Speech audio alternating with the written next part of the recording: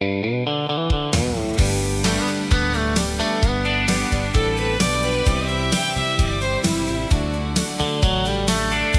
nana d'Orléans, c'est bien plus qu'une gonze, c'est d'un genre un peu différent, se contente pas de la médaille de bronze. Avant de songer à sortir avec, faut travailler le terrain. S'agit pas que de faire les pecs, faut savoir lui tenir la main. Elle monte pas dans les deux stères des mecs qu'elle connaît pas. Elle est fan de Francis Huster et tous les acteurs sympas. Elle aime pas les gars de la terre qui parlent fort et que de cul. C'est les poètes qu'elle préfère, les cœurs d'or convaincus.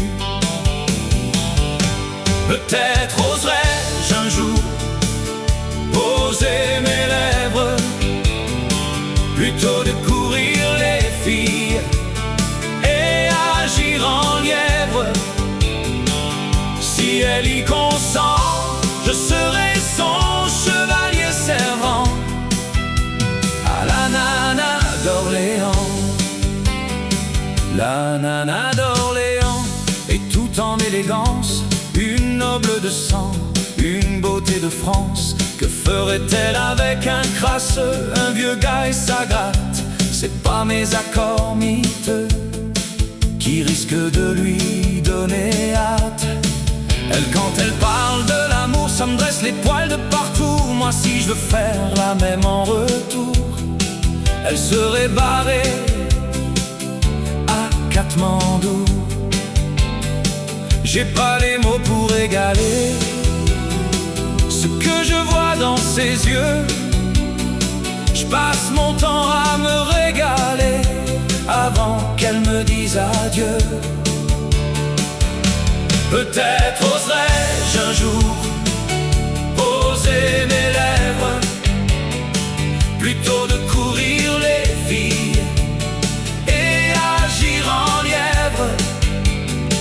Si elle y consent, je serai son chevalier servant à la nana d'Orléans.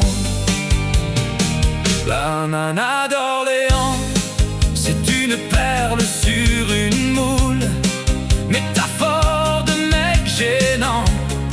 C'est vous dire si ça me saoule. J'ai pas la force pour lui écrire la moindre phrase glorieuse. Je voudrais juste la faire rire, voir sa moue un peu honteuse.